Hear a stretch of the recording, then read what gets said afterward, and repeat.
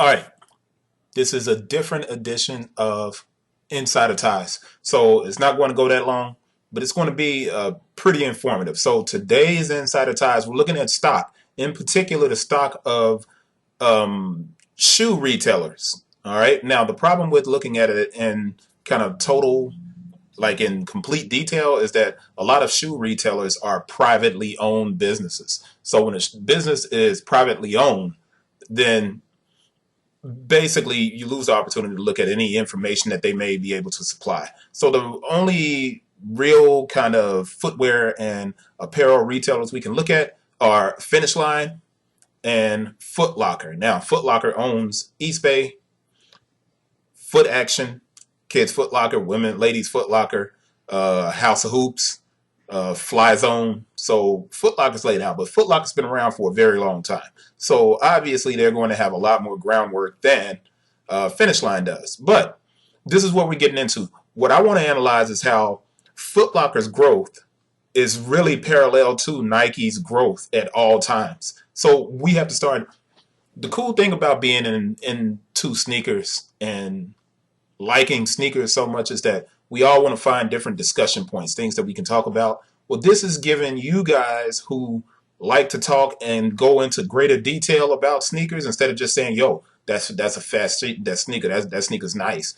Instead of just being able to say, "I like that sneaker. I don't like that sneaker." What I want to do is say, "Okay, why is this company performing this way, and why are the sneakers doing so well?" Or why is this business doing better than this business? So as we know, last year we got a lot of information about Finish Line closing down some stores. So what we're going to do is look at Finish Line. So you see my mouse moving around here on the desktop. Hopefully you can see it. If I click this, you'll get a load. Now that's a 5-year window of how Finish Line has been doing. All right. So I want you to remember that, look at that. And then I'm going to switch over to Foot Locker.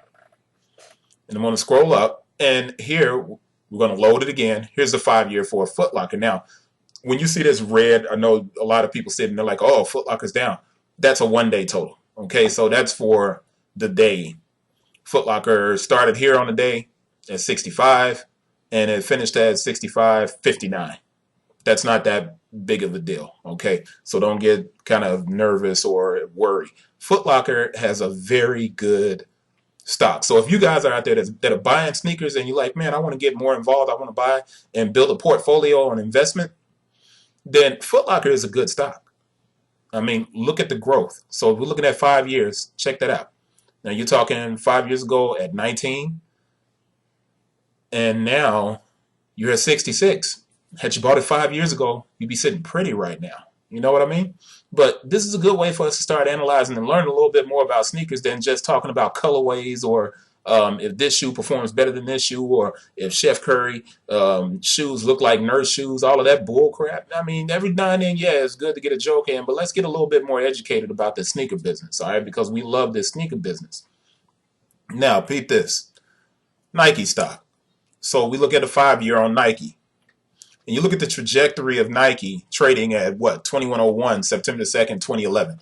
And then you look at Foot Locker and you have 2188.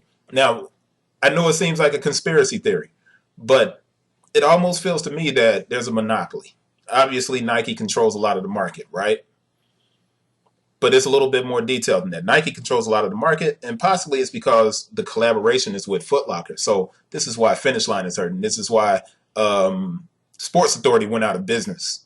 Because if you look at the growth and the trajectory of Nike, it seems to be directly parallel to the growth and the trajectory of Foot Locker. In other words, Foot Locker and Nike are in bed. I know I've said some things on the show where it seems like, yeah, maybe that's not the case, but maybe it's not a conspiracy. Maybe it's just fact, right? Now, here's something that I'm going to kind of limit the length of the show, but this is one that I want to go into real quick because I've been saying that Under Armour is on the uptick. Under Armour is on the uptick. Maybe I've been wrong. Maybe we need to start looking a little bit closer at Under Armour. So I'm doing a little research on Under Armour today.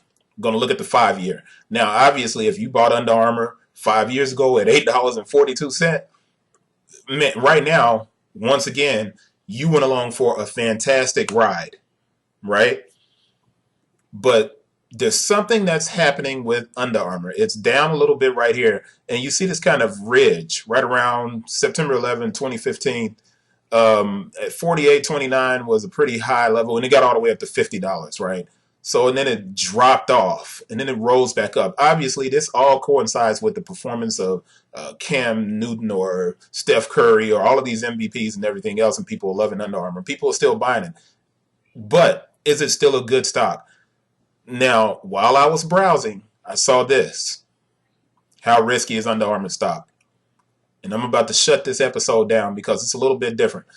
You guys need to go out and do a little bit of research. If you're going to add Under Armour to your portfolio, you may need to be careful. Now, I thought Under Armour was going to be a sure bet stock, something to throw in your portfolio and be like, yeah, this is it. But Under Armour is looking to compete with Nike on advertising.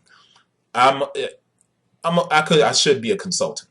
If I'm standing in the office with Kevin Plank and he says he's going to compete with Nike on advertising and with Adidas on advertising, I'm telling him he's out of his damn mind. Under Armour is getting ready to enter into waters that are going to be very, very murky. You can't beat Nike in advertising. That's not the route to go. They're doing a great job with the colleges. They need to really develop and grow the grassroots, focus on e-commerce, going direct to consumer, which is what they're doing. So before I get too down on them, I do have to come back and say, I wrote an article today, and you guys can go to the website and check it out. I'll put it in the description. And here's the article. Under Armour announces plan to open e-commerce distribution house in Maryland. Under Armour is paying very close attention to the market and what everyone else is doing. If you go back through all of the insider ties on the website, you'll recognize that New Balance is doing this. Obviously, Nike is DTC, but Under Armour is doing the same thing. So am I right or wrong? I don't know. I'd love to get some interaction with you guys and hear what you think about it. But that's it for this episode of Insider Ties. You notice there's no music or anything else. It's real quick, straight to the point. We're done. Love to see what you guys think about this episode. It's a little bit different, using the tabs, putting myself in a small box over here. But I appreciate you guys for checking it out. Let me know what you think. Peace. See you next Tuesday. Subscribe, share it with people. Become a more intelligent sneaker lover. All right? Don't do it for me, do it for yourself. Peace.